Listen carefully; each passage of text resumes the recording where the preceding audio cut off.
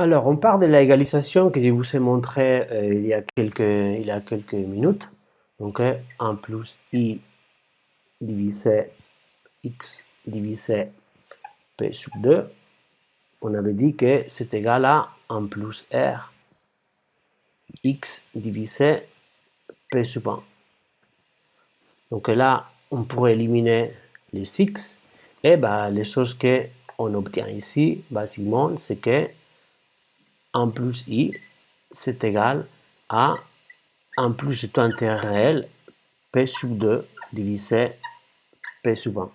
On a cette expression-là. Les choses que vous montrer là, c'est que ce terme-là, celui-là, p sub 2 divisé p sub 1, en fait, ça va être très lié à l'inflation. Vous allez voir. Donc, c'est quoi l'inflation qu'on notait avec la lettre pi? L'inflation, c'est le taux de croissance du niveau des prix. Rappelez-vous du chapitre 1, ou même du chapitre 2. Donc, si ici on a deux périodes, on a les prix P sub 1 et P sub 2, donc le taux de croissance des prix de notre économie va être P sub 2 moins P sub 1 divisé par P sub 1.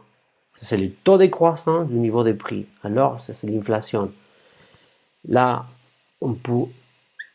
si on va développer cette histoire-là, P sub 1 moins 1, alors la chose qu'on obtient là, c'est que P sub 2 divisé P sub 1, c'est simplement 1 plus l'inflation.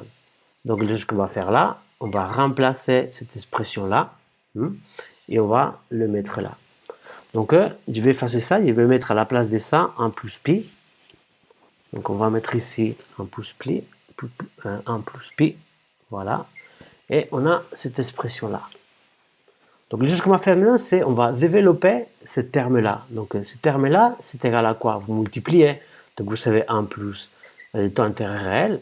Et maintenant, vous allez avoir, vous savez, pi plus pi taux d'intérêt réel. On élimine les 1, voilà. Et l'histoire ici, c'est que les choses qui nous disent l'expression, c'est que le taux d'intérêt nominal, c'est le taux d'intérêt réel plus l'inflation plus pi fois taux d'intérêt réel. Donc ça, on a déjà cette expression. Maintenant, petite astuce.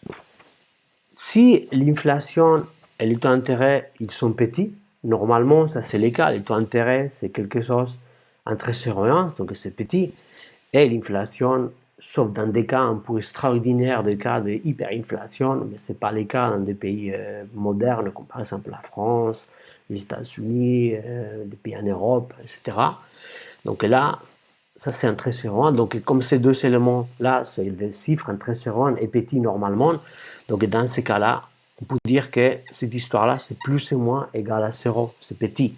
Donc alors, on pourrait dire que le taux d'intérêt nominal, c'est plus ou moins le taux d'intérêt réel plus l'inflation. Et cette expression-là, si vous préférez, c'est équivalent à dire que le taux d'intérêt réel, c'est plus ou moins le taux d'intérêt nominal moins l'inflation. Que c'est exactement l'expression qu'on voulait montrer de façon plus mathématique. Voilà.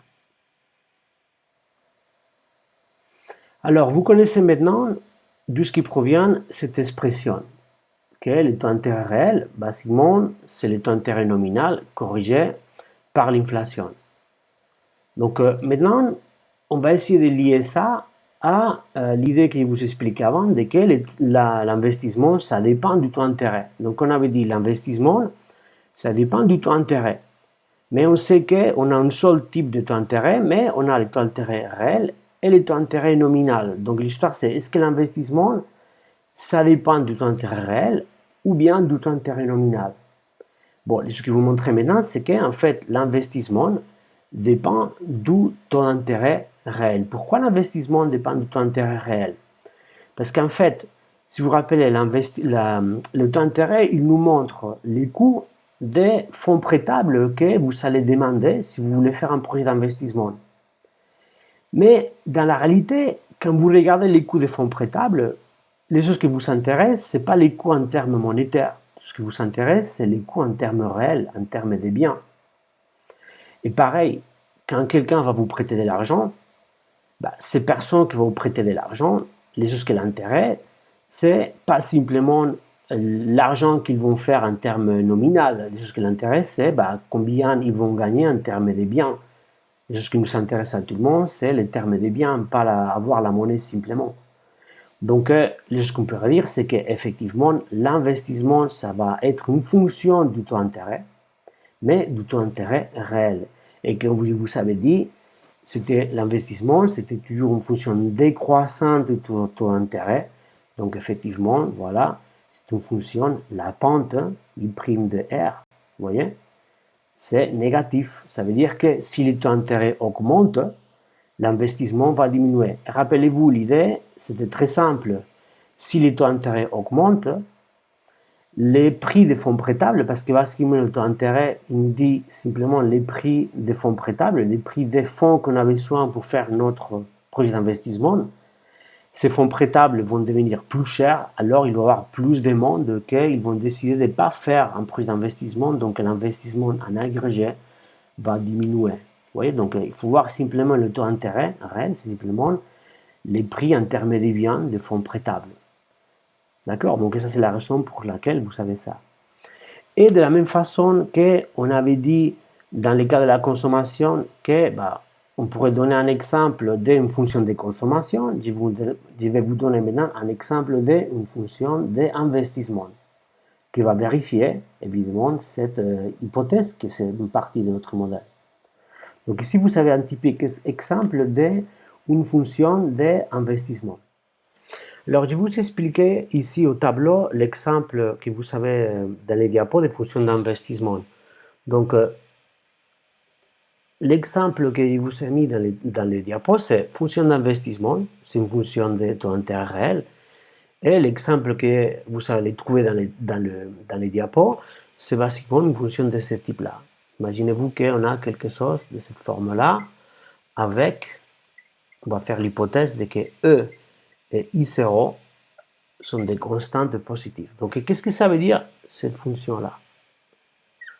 Bon, cette fonction-là, on va regarder ce terme-là. Donc, regardez I0. Donc, I0, c'est un peu similaire à C0 dans la fonction de consommation, dans l'exemple que je vous ai montré dans les vidéos précédentes, quand on parlait de la consommation. Basiquement, ça nous représente un niveau d'investissement qui n'est pas expliqué par les taux d'intérêt réels. Il n'est pas expliqué. C'est une espèce d'investissement autonome, si vous voulez. Peut-être un investissement minimum, etc. Après, c'est quoi E? E, vous allez voir que ça va être simplement la sensibilité de l'investissement au taux d'intérêt réel.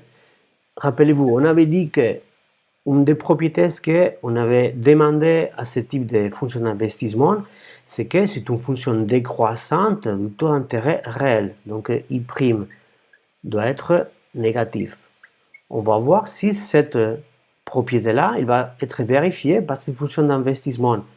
Si vous faites la dérivée de ça par rapport au taux d'intérêt réel, ça c'est égal à quoi? À moins E.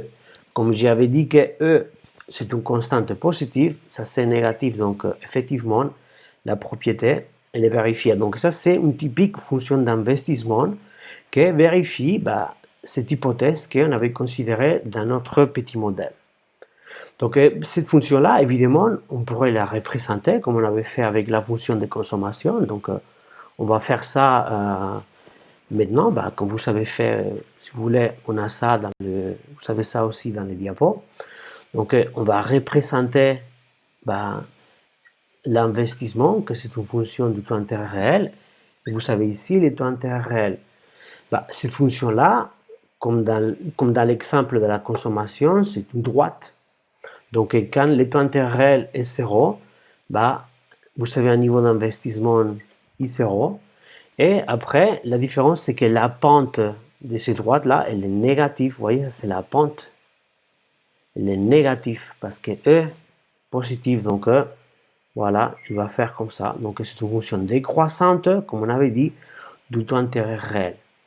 Bon, dans la réalité, les types de fonctions que vous allez trouver d'investissement sont un peu plus compliquées. Ce sont des fonctions, normalement, sont des fonctions qui ne sont pas des lignes droites. Normalement, vous allez voir des histoires de ce type-là, comme vous savez les trouver dans les diapos. Si vous regardez dans les diapos, l'image qu'on vous montre dans les diapos, ce n'est pas cette fonction-là, c'est plutôt une fonction de ce type-là, une fonction de ce type-là, que ce n'est pas en ligne droite. I0, pour les mettre là, par exemple, c'est pas en ligne droite.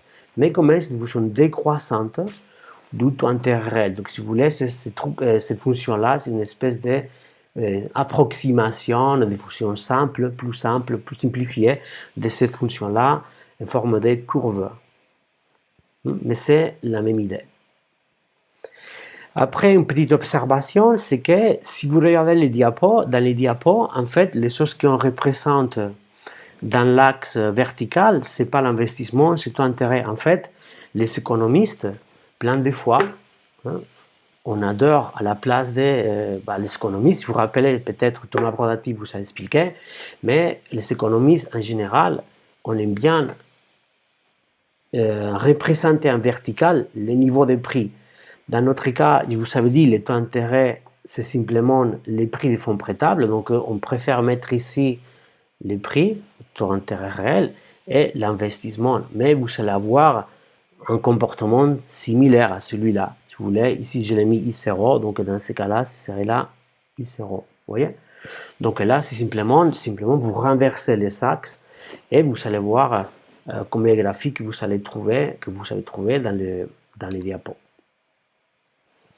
En fait, si on passe au diapo, voilà, vous voyez, ici à la place de mettre ici l'investissement, je mets le taux d'intérêt réel, et ici je mets l'investissement. Je répète, c'est simplement un critère que les économistes, on préfère mettre en vertical les prix, en horizontal les quantités.